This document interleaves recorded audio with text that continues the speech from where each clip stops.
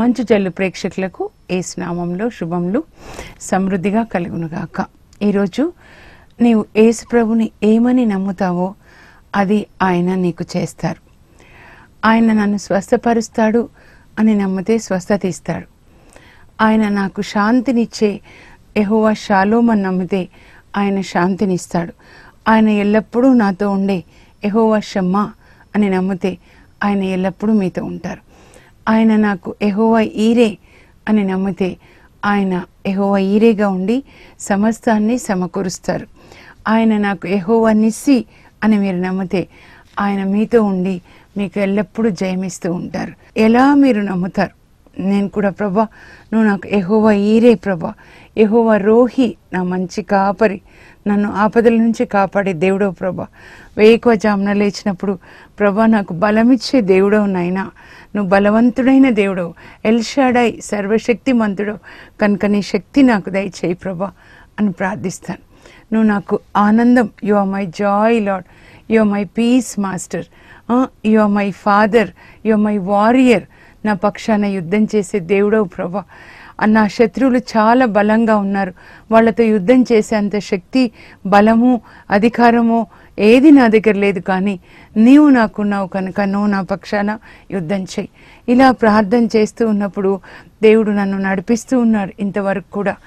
మనం ఈరోజు దేవుణ్ణి అలాగే అడుగుదాం. ఒక సోదరి నాకు ఫోన్ చేసింది న్యూజిలాండ్ నుంచి, అక్క నాకు ఆపరేషన్ జరిగింది, చాలా నేను నొప్పిగా ఉంది, భరించలేకపోతున్నాను, నా కోసం ప్రార్థించండి అంటే, అమ్మా నువ్వు యేసు ప్రభుని నన్ను స్వస్థపరిచే దేవుడో నువ్వే ప్రభా, యెహోవా రాఫా, నా డాక్టర్ నువ్వు, ఒక్కసారి నన్ను తాకి నన్ను స్వస్థపరచు ప్రభా, నా అనారోగ్యం నీ శరీరం మీద మోసావు అని ప్రార్థించమ్మా. నమ్ము, నువ్వు నా డాక్టర్ అని నమ్ము, ఆయన స్వస్థపరుస్తాడు.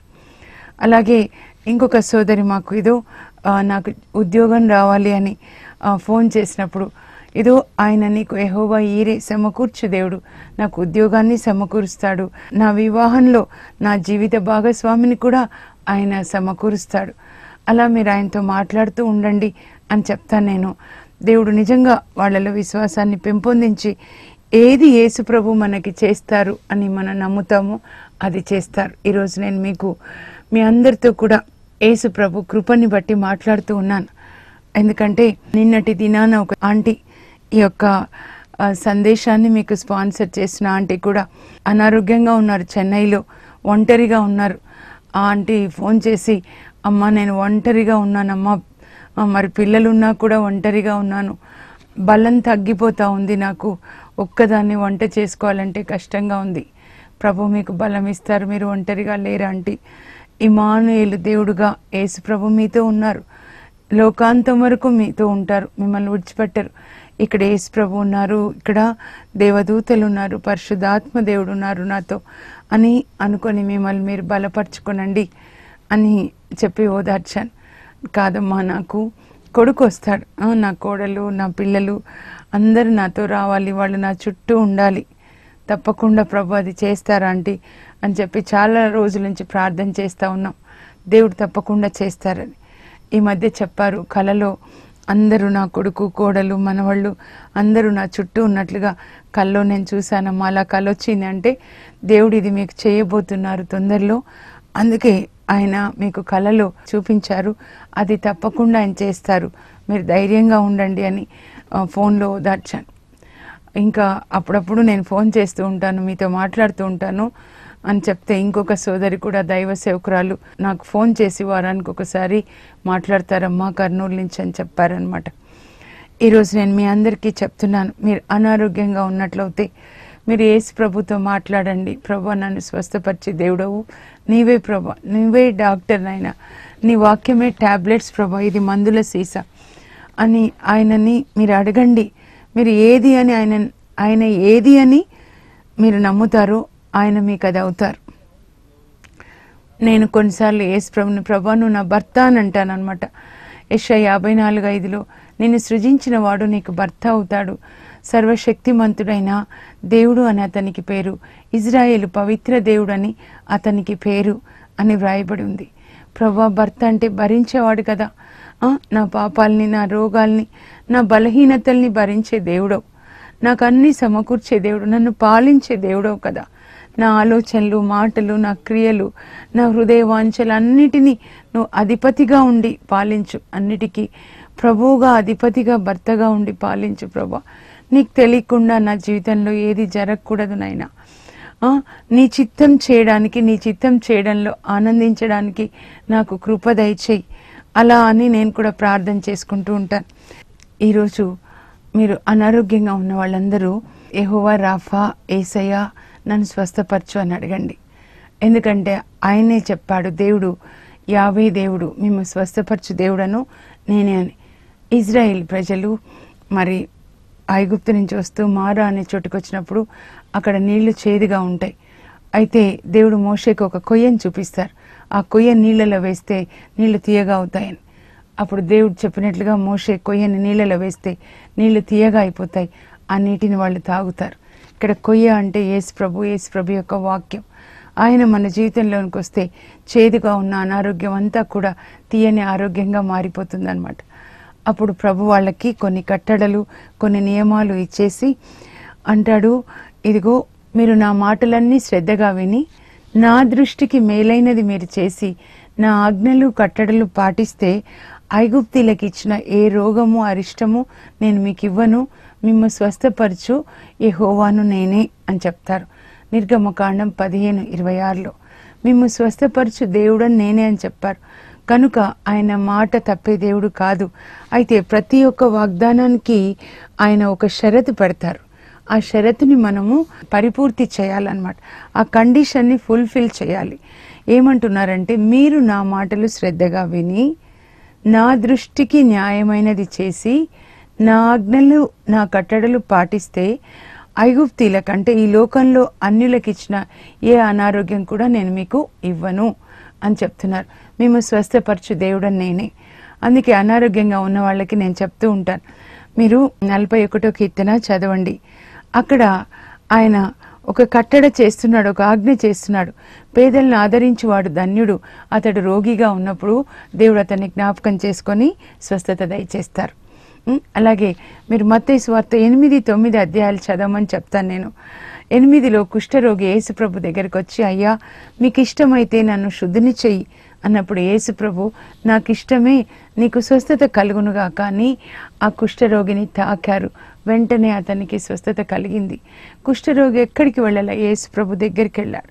ప్రభు, మేము ఇంకెక్కడికి వెళ్తాం యేసయ్యా, మీరు కాకపోతే మాకెవరున్నారు? స్వస్థపరిచిన నువ్వే ప్రభు, దండించిన నువ్వే, కనుక నువ్వు ఇప్పుడు నన్ను తాకి స్వస్థపరచు అని అడగండి. యేసు ప్రభు ఎలాగైతే కుష్ఠరోగిని తాకి స్వస్థపరిచారో అలాగే మనల్ని అందరినీ, మిమ్మల్ని కూడా స్వస్థపరుస్తారు. ఆయన పేతురు వాళ్ళ అత్తమ్మకి జ్వరం వచ్చినప్పుడు ఆమెను తాకాడు. అప్పుడు ఎలా అనుకోవాలంటే, మంచం మీద మీరు పడుకొని ఉంటే పేతురు, అత్తమ్మని నేనే ప్రభా, నిన్న నేడు రేపు ఎప్పుడు ఒకేలాగా ఉండే దేవుడు, కనుక పేతురు అత్తమ్మని తాకినట్లు నన్ను తాకి స్వస్థపరిచేసయ్యా అని అడగండి. అలాగే ఆయన ఒక్క మాటతో ఆ సాయంకాలము వ్యాధి గ్రస్తులందరినీ స్వస్థపరిచారు అని రాయబడి ఉంది. మత్తయి 8:16, 8:17 సిలువలో వేలాడుతున్న యేసుప్రభుని మీరు ధ్యానించుకొనండి. రక్తం కారుతున్న యేసుప్రభు, గాయాలతో ఉన్న యేసుప్రభు ఎందుకు అంతసేపు వేలాడారు? 6 గంటల సేపు. ఆయన మన రోగాల్ని తన మీద వేసుకున్నాడు. మన బలహీనతలన్నీ తన మీద వేసుకొని మనకి ఆరోగ్యాన్ని ఇచ్చి మనల్ని నీతిమంతులుగా చేశారు. ఎక్కువసేపు నేను అలాగే ధ్యానించుకుంటాను. నా బలహీనత, నా గర్వం నీ మీద వేసుకున్నావు ప్రభా, నాకు వినయాన్ని దయచేయి. నా కోపం నీ మీద వేసుకున్నావు, నాకు శాంతాన్ని దయచేయి ప్రభా. నా అనారోగ్యం నువ్వు తీసుకున్నావు, నీ ఆరోగ్యం నాకు ఇవ్వు ప్రభా. సమార్య స్త్రీతో అంటారు, అమ్మ నీవు నాకు నీళ్ళు ఇస్తే నేను నీకు నీళ్ళు ఇస్తాను. ముందు సమార్య స్త్రీ ఇవ్వాలి యేసుప్రభుకి, తర్వాత యేసుప్రభు ఇస్తారు ఎక్స్చేంజ్గా. మన పాపం, రోగాలన్నీ ఆయన మీద వేసుకొని మనం ఆయనకి ఇచ్చేస్తే, సమర్పిస్తే, అప్పుడు ఆయన తన నీతిని, తన ఆరోగ్యాన్ని, తన శాంతిని మనకిస్తారు. అందుకే నమ్ముట నీ వంతైతే నమ్మువానికి సమస్తం సాధ్యమే అని చెప్తారు యేసుప్రభు. మార్కు 9:23లో మూర్ఛరోగి తండ్రితో యేసుప్రభు చెప్తారు. ఎందుకంటే మూర్ఛరోగి తండ్రి అంటాడు, అయ్యా మా బాబుకి ఏదో దయ్యం పట్టింది, ఆ దయ్యం ఈ బాబుని నాశనం చేయడానికి నీళ్ళలో, నిప్పుల్లో పడేస్తూ ఉంది, నీకు సాధ్యమగునని బాబుని స్వస్థపరచంటే సాధ్యమగునని అంటున్నావా? నీవు నమ్ముట నీ వంతైతే నమ్మువానికి సమస్తం సాధ్యమే. నాకు అన్నీ సాధ్యం, కానీ మీకే ఆ విశ్వాసం నమ్మకం ఉండాలి అని చెప్తారు. మాకు ఆ విశ్వాసం లేకుండా చేయి ప్రభా, నాకు ఆ విశ్వాసం లేకుండా చేయి అంటారు. ఆ తర్వాత యేసు ప్రభా బాబుని స్వస్థపరుస్తారనమాట. మీరు ఏది నమ్ముతారో ఆయన చేయగలడని ఆయన చేస్తాడు. ఎందుకంటే ఆయన పేరు ఎల్ షాడై, సర్వశక్తిమంతుడు. ఆదికాండం 17:1 దేవుడు అబ్రహాంతో మాట్లాడుతూ, నేను ఎల్ షాడై, సర్వశక్తిమంతుడను, అన్నీ నేను మీకు చేస్తాను అని చెప్తారు. నేను అదే అనుకుంటాను, ప్రభా నువ్వు నన్ను స్వస్థపరచగలవు, అయినా కూడా ఇంకా నువ్వు స్వస్థపరచట్లేదు అంటే ఏదో ఉండొచ్చు. లేదా కొన్నిసార్లు నేను అడుగుతాను మా పిల్లల విషయంలో, అయినా కూడా చేయట్లేదంటే ఇప్పుడు నేనున్న స్థితిలో, ఆత్మీయ స్థితిలో ఆయనకు తెలుసు ఎప్పుడు చేయాలో, ఆయన సమయంలో ఆయన చేస్తారు. నేను అడిగింది మంచిది కాదేమో అందుకే చేయట్లేదు, మా పిల్లలు అడిగింది దేవుని చిత్తం కాదేమో, నీకన్నీ తెలుసు ప్రభా, నిన్ను నేను ఎంత నమ్ముతానంటే నువ్వు నాకు శ్రమలు ఇచ్చినా, అవమానాలు ఇచ్చినా, ఏది ఇచ్చినా కూడా నువ్వు అన్నీ నాకు మంచి కొరకే చేస్తున్నావు. నన్ను శ్రమల్లో నుంచి నడిపించినప్పుడు నన్ను ఎత్తుకొని చేయి పట్టుకొని నువ్వు నడిపిస్తావు, శ్రమల్లోంచి బయటికి తీసుకొని వస్తావు ప్రభా అని నేను ఎప్పుడు నమ్మకంతో వేచి ఉంటాను. కానీ ఇది ఇలా జరగాలి, ఇది ఇలా జరగాలి, ఎందుకు జరగలేదు? లేదు, ఎందుకంటే నాకంటే నేను నిన్ను ఎక్కువగా నమ్ముతాను. ఎందుకంటే నాకేది మంచో నాకంటే నీకే బాగా తెలుసు యేసయ్యా. కాబట్టి నేను అడిగినా కూడా అది నాకు మంచిది కాదంటే మీరు ఇవ్వకూడదు. కొన్నిసార్లు మనం అడిగింది దేవునికి మంచిది కాదు, మన కొరకు అది మంచిది కాదు, దేవుని చిత్తం కాదంటే అప్పుడు దేవుడు ఇవ్వడానికి ఇష్టపడకపోయినా మొండి పట్టు పడితే ఇచ్చేస్తాడు. ఇజ్రాయెల్ ప్రజలకి సౌలుని రాజుగా ఇవ్వడం దేవునికి ఇష్టం కాదు, కానీ వాళ్ళు మొండి పట్టు పట్టినప్పుడు ఇస్తారు. ఇచ్చిన తర్వాత వాళ్ళకి మంచి ఏం జరగదు అతని వల్ల. అలాగే కొన్నిసార్లు మనం కొన్ని విషయాలు, నేను కూడా దేవుని కొన్ని అడిగాను, ఆయన ఇచ్చారు, ఇచ్చిన తర్వాత కూడా నాకు శాంతి రాలేదన్నమాట. అప్పుడు ప్రభు చెప్పారు, నువ్వేది అడిగావో నేను ఇచ్చాను, కానీ ఇచ్చిన తర్వాత కూడా నీ లోపల పీస్ లేదు కదా అంటే ఇది నీకు శాంతిని ఇచ్చేది కాదు. అవును ప్రభా, నీ సన్నిధే కానీ ఈ లోక డబ్బు నాకు శాంతిని ఇవ్వదు, ఈ లోక స్నేహాలు శాంతిని ఇవ్వదు. నీ సన్నిధి నాలో ఎప్పుడు ఉంటుందో అప్పుడే నాకు ఆనందం ఉంటుంది. అలా ఆ ఏ విషయంలో కూడా ఇప్పుడు చింత లేదు, పిల్లల విషయం, నా విషయంలో, నా సేవ విషయంలో ఏది కూడా. ఎందుకంటే ఆయన ఏది నిర్ణయిస్తే అదే నాకు జరుగుతుంది. మీరు ఏది నమ్ముతారు? మీరు నమ్మండి. ఆలస్యమైనప్పుడు వేచి ఉండడం నేర్చుకోనండి. స్వస్థత కొరకు ప్రత్యేకంగా చెప్తున్నాను, ఎక్కడెక్కడ స్వస్థత జరిగిందో అక్కడ కండిషన్స్ ఏంటో మీరు చూడండి. ఆ కండిషన్స్ని బట్టి ప్రభు మనల్ని స్వస్థపరుస్తారు. కుష్ఠరోగి తగ్గించుకున్నాడు, మోకరించాడు, నీకు ఇష్టమైతే నాకు స్వస్థత ఇవ్వన్నారు. ప్రభు నాకు ఇష్టమైన స్వస్థత ఇచ్చారు. పేతురు వాళ్ళ ఇంటికి వెళ్ళాడు, వాళ్ళ అత్తమ్మ జ్వరంగా ఉన్నప్పుడు ఆమె అడగలేదు కానీ ఆమెను స్వస్థపరిచాడు. ఎందుకంటే పేతురు యేసు ప్రభు సేవ చేస్తున్నాడు. ఆ సేవకుని యొక్క అత్తమ్మ, తల్లి ఆయన స్వస్థపరుస్తాడు. ఆయన భారం తన సేవకుల కుటుంబాలలో ఉన్న ప్రతి ఒక్క వ్యక్తిని గురించి ఆయన ఆలోచించి వాళ్ళ భారం ఆయన మోసి వాళ్ళకి అన్నీ ఆయన సమకూరుస్తాడు. కనుక సేవ చేస్తున్న మనకి, సేవకులందరికీ కూడా ఆయన ఎప్పుడు మంచే చేస్తాడు. అందరికీ మంచి చేసే మంచి దేవుడు ఆయన. అలాగే యెహోవా నిస్సి, దేవుడు మనకి జయమిచ్చే దేవుడు అన్నమాట. అలా మోషే దేవుని పిలుస్తాడు. నిర్గమకాండం 17:15 ఆయన దేవుని అలా పిలుస్తాడు. ఎందుకంటే అక్కడ రెఫీదీం అనే చోటకి ఇజ్రాయెల్ ప్రజలు వచ్చినప్పుడు అమాలేకీయులు వీళ్ళ ఇజ్రాయెల్ ప్రజల మీదకి యుద్ధానికి వస్తారు. అప్పుడు దేవుడు మోషేతో చెప్తాడు, జాషువా వారియర్, యుద్ధ వీరుడు, ఆయనని యుద్ధానికి పంపించు, ఇజ్రాయెల్ వీరులని నడిపించుకొని అమాలేకీలతో నీవు కొండ మీదకి వచ్చి ప్రేయర్ చేయండి. మోషే కొండ మీదకి వెళ్తాడు, ప్రార్థన చేస్తుంటాడు. మోషే చేతులెత్తినంతసేపు కూడా ఇజ్రాయెల్ ప్రజలు పై చేయిగా ఉన్నారు, అమాలేకీలు ఓడిపోతున్నారు. ఆయన చేతులు దింపినప్పుడు ఇజ్రాయేలీలు ఓడిపోతున్నారు. అప్పుడు ఆ కొండ మీద ఒక రాయి వేసి మోషేని కూర్చోబెట్టి, ఒకవైపు వాళ్ళ అన్నయ్య ఆరోను, ఒకవైపు హూరు, ఇద్దరు అతని చేతులు పట్టుకుంటారు. సాయంకాలం వరకు చేతులెత్తి, ప్రభా నువ్వు కరుణించు, నీ బలాన్ని నువ్వు యుద్ధం చేయి ప్రభా, నువ్వు యుద్ధం చేయి, ఇజ్రాయెల్ పక్షాన నువ్వు యుద్ధం చేయి, నువ్వు యుద్ధశూరుడవి అని మోషే ప్రార్థించినప్పుడు దేవుడు వీళ్ళకి జయమిస్తారు. అప్పుడు ఇది రాసిపెట్టు అని చెప్తారు దేవుడు. మోషే అదే కొండ మీద యావే నా ధ్వజం, యెహోవా నా ధ్వజం, యెహోవా మై విక్టరీ, మై బ్యానర్ అని ఒక పతాకాన్ని అక్కడ ఫ్లాగ్ని తయారు చేసి అక్కడ ఆ ధ్వజాన్ని నాటుతాడనమాట. మీరు కూడా ఏ పనైనా కావచ్చు, లేదా ఎగ్జామ్స్ కావచ్చు, వ్యాపారం కావచ్చు, యెహోవా నిస్సి, నాకు జయంనిచ్చే దేవుడు అని చెప్పండి. అయితే అక్కడ కూడా మోషే చేతులెత్తి ప్రార్థన చేస్తూ ఉన్నాడు. దేవుడు చెప్పినట్లుగా ఆయన చేశాడనమాట. ప్రతి ఒక్క చోట మనం చూస్తే ఎవరు దేవుని నుంచి దీవెనలు ప్రత్యేకంగా పొందుకున్నారనంటే ఆ దేవుని యొక్క ఆజ్ఞల్ని పాటించిన వాళ్ళు. ఆయన అందరినీ ఆశీర్వదిస్తారు, అందరినీ స్వస్థపరుస్తారు. కానీ దేవుడిచ్చిన ఆజ్ఞల్ని మనం పాటించాలి. అక్కడ ఎలా జయం పొందుకున్నాడు హిజ్కియా రాజు, యెషయా 37లో మీరు చదివితే మనం అలా దేవుని యొక్క ఆజ్ఞలు, దేవుని చిత్త ప్రకారం జీవించాలి. యెహోషువ గ్రంథంలో మనం చూస్తే యెహోషువ కానా దేశాన్ని జయించడానికి ముందు ప్రభు చెప్తారు, నువ్వు అడుగు పెట్టిందంతా నీకు ఇస్తాను, నీ జీవితకాలంలో ఎవరూ నిన్ను ఎదిరింపజాలరు. యెహోషువ, నేను మోషేకి ఇచ్చిన ఈ ధర్మశాస్త్రాన్ని నీవు దివారాత్రములు పాటించి నీవు మననం చేసుకొని అందులో చెప్పిన న్యాయాలన్నీ కూడా నీవు పాటించినట్లయితే, కుడికి ఎడమకి పోకుండా పాటిస్తే నువ్వు వెళ్ళిన చోటల్లా నేను నీకు జయమిస్తాను. యెహోషువ 1:7-8 ఈ వాక్యం నేను ఎప్పుడూ చెప్తుంటాను. ముఖ్యంగా యవ్వనస్తులకి మీకు జయం కలగాలి, పరీక్షల్లోనే కాదు జీవితంలో. సైతాన్ మీద జయం కలగాలి, పాపం మీద జయం కలగాలి. మీరు జయించాలి, పాపాన్ని జయించాలి. ఎగ్జామ్స్లో పాస్ అయ్యి మార్క్స్ వచ్చాయి, 90% వచ్చింది అంటే అది కాదు జయం. సైతాన్ని, శోధన్ని, పాపాన్ని జయించాలి మీరు. అలా జయం కలగాలి అని అంటే మీరు ఈ వాక్యాన్ని దివారాత్రములు ధ్యానించి అందులో చెప్పినట్లుగా మీరు పాటించినట్లయితే, దేవుని ఆజ్ఞలు పాటిస్తే మీకు జయం కలుగుతుంది. యోసేపు చూడండి, ఆదికాండం 39లో శోధన వస్తుంది, కానీ ఆయన శోధనని జయిస్తాడు.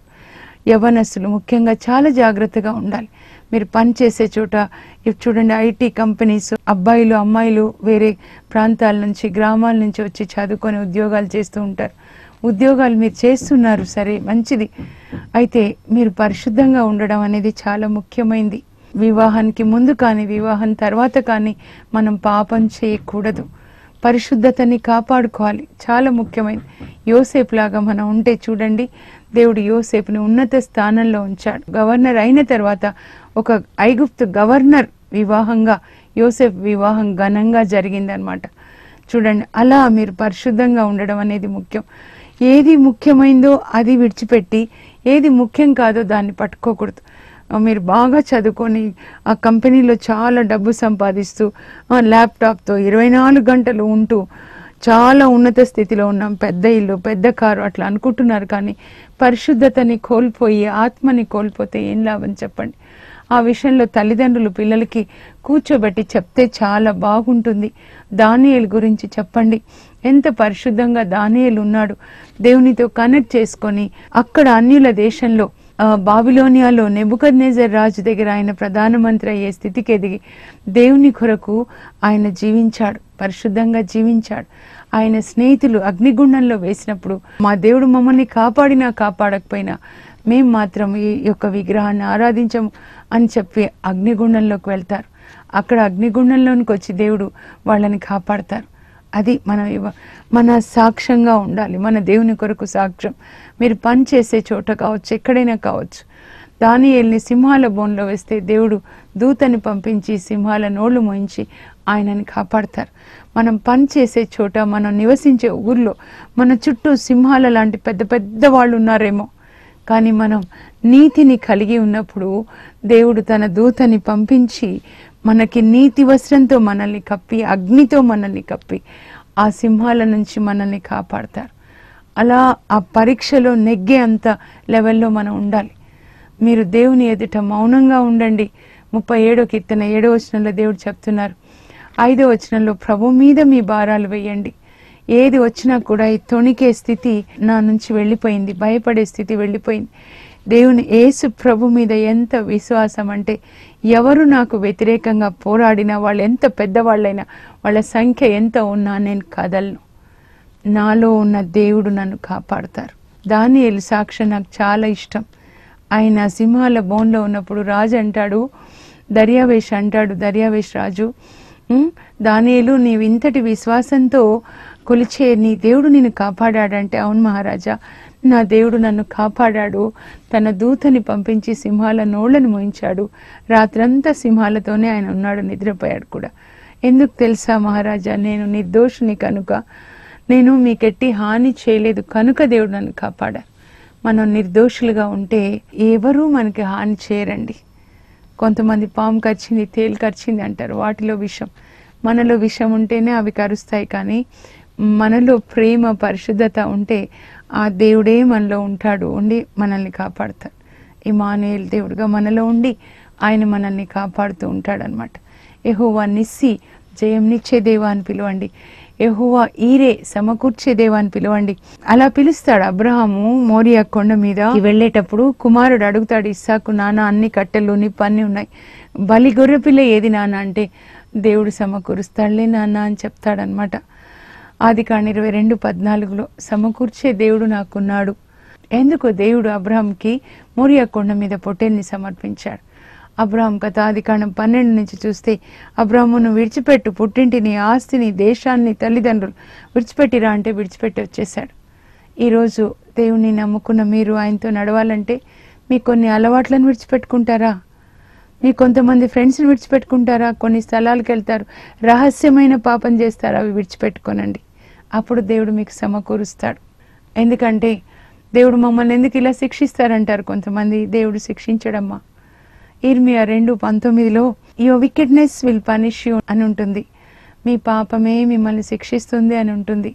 కనుక దేవుడు ఏం చేశారంటే, కోర్టులో జడ్జి తీర్పు ఇస్తాడు కానీ ఎవరిని శిక్షించడు చట్టం ప్రకారం. అలాగే ఈ చట్టం ప్రకారము పరలోకంలో దేవుడు తీర్పునిస్తూ ఉంటారు, తీర్పు తీరుస్తూ ఉంటారు, అంతేగాని శిక్షించాడు అనమాట. కనుక యేసు ప్రభు కూడా అంటారు చూడండి, యోహాను సువార్తలో ఒక చోట, అంతిమ దినాన నేను కాదు తీర్పు తీర్చేది, ఇదిగో ఈ వాక్యే మిమ్మల్ని తీర్పు తీరుస్తుంది అంటాడనమాట. అది తెలుసుకోవాలి మనం. యెహోవా సమకూర్చే దేవుడు ఎవరు అనంటే, ఆయన ఎప్పుడు సమకూరుస్తాడు అనంటే మనం ఆయనకు విధేయత చూపించినప్పుడు. అబ్రహాం విధేయత చూపించాడు అన్ని విషయాల్లో కదా. కుమారుని ఇవ్వయ్యా మోరియా కొండ మీద అంటే దానికి కూడా సిద్ధమయ్యాడు. కనుక దేవుడు ఆయనకి ఆ రోజే కాదు, ఆయన 1000 తరాలకి కూడా అన్ని సమకూరుస్తూ ఉన్నాడు అనమాట. మీకు ఉద్యోగాలు కావాలి, ఇల్లు కావాలి, లేదా మంచి జీవిత భాగస్వామిని సమకూర్చాలంటే మీరు కూడా దేవుని యొక్క ఆజ్ఞలు పాటించండి. 10 ఆజ్ఞలు లేవని కాదు, తప్పకుండా ఉన్నాయి, అవి లేకుండా ఎలా ఉంటాయి? నిర్గమకాండ 20 నుంచి మొదలు పెట్టండి, 22, 23 చదవండి. అలాగే క్రీస్తు చట్టం మత్తయి సువార్త 5, 6, 7 చదివి పాటించడం మొదలు పెట్టండి. దేవుడు అన్ని చేస్తూ ఉంటారు. యెహోవా రోహి, మంచి కాపరి, మంచి కాపరి 23వ కీర్తనతో ప్రారంభించి సాయంకాలం 91వ కీర్తనతో మీ యొక్క దినము ముగించుకోనండి. దేవుని యొక్క సన్నిధి మీకు తోడుగా ఉంటుంది. యెహోవా షాలోమ్ అంటాడు గిద్యోను న్యాయాధిపతులు 6:23 నాలో ఉన్నాడు, నాకు శాంతినిచ్చే దేవుడు. ఆ శాంతినిచ్చే దేవుడిని, ఆ శాంతిని కాపాడుకోవాలంటే ఏం చేయాలంటే, నీవు ఇతరుల విషయాల్లో, నీకు సంబంధించిన విషయాల్లో తలదూర్చొద్దు. ఇంట్లో ఒక తల్లిగా, తండ్రిగా, కొడుకుగా నీ పని నువ్వు చేయాలి. ఆఫీస్లో నీ పని నువ్వు చేసి ఇతరుల విషయాల్లో తలదూర్చకుండా దేవునితో కూడా సమాధానం, పరిశుద్ధంగా ఆయన ఆజ్ఞలు పాటిస్తే మనకి సమాధానం ఉంటుందన్నమాట. నేను ఇప్పుడు ఏం చెప్తున్నా అంటే, మీరు ఏదని నమ్ముతారు ప్రభు అది మీకు చేస్తారు. అయితే అలా ఆయనని పిలిచినప్పుడు, అలా ముందుసారి పిలిచిన వాళ్ళు ఏం చేశారో బైబిల్లో మనం కూడా అలాగే చేయాలి. దేవుడు సమకూర్చును అన్నాడు అబ్రహాము. అంతకుముందు అబ్రహాం దేవునికి విధేయించాడు కనుక సమకూర్చాడు. అలా మనం కూడా ఆ దేవుని యొక్క వాక్యానికి విధేయత కలిగి ఆయనని అలా పిలిచి ఏమని పిలుస్తామో అది మీకు చేస్తారు. కనుక అనారోగ్యంగా ఉంటే పిలవండి యెహోవా రాఫాని. ఏదైనా కావాలంటే యెహోవా ఈరే అని పిలవండి. జయం కావాలంటే యెహోవా నిస్సి అని పిలవండి. అలా పిలిచి ఆయనని నుంచి పొందండి. ప్రార్థన చేసుకుందాం. పరలోకపు మా తండ్రి, మీ పరిశుద్ధ నామమునకు స్తోత్రం కలుగును గాక. మేము స్వస్థపరచు దేవుడని నేనే యెహోవా రాఫా అని చెప్పారు ప్రభా. ఇప్పుడు అనారోగ్యంగా ఉన్న బిడ్డలందరినీ మీరు తాకి స్వస్థపరచండి. మీరు పొందిన దెబ్బల ద్వారా మాకు స్వస్థత ప్రభా. యెహోవా ఈరే అన్నాడు అబ్రహాం. మేము కూడా అంటున్నాం ప్రభా యెహోవా ఈరే అని. ప్రభా ఈ బిడ్డలు ఉద్యోగం కొరకు, వివాహం కొరకు, లేదా పరిశుద్ధాత్మ అభిషేకం కొరకు ఏది అడుగుతున్నారో మీరు సమకూర్చండి ప్రభా. తండ్రి, మీ ఐశ్వర్యం చొప్పున మా అవసరాలన్నీ కూడా మీరు తీర్చండి. యెహోవా నిస్సి జయంనిచ్చే దేవా, ఈ బిడ్డలకి జయం దయచేయండి. వాళ్ళ జీవితంలో కోర్టు కేసెస్లో సైతాన్ మీద జయాన్ని దయచేయండి ప్రభా. యెహోవా షాలోమ్, శాంతినిచ్చే దేవా, శాంతిని దయచేయండి. యెహోవా రోహి, మంచి కాపరిగా కాపాడండి. యేసు నామంలో అడుగుచున్నాం తండ్రి, ఆమేన్. For information, please contact us. Our address, Mrs. Jacinta Rani, 214 Pavani Estates, near St. Anthony's High School, Himayat Nagar, Street number 8, Hyderabad 29.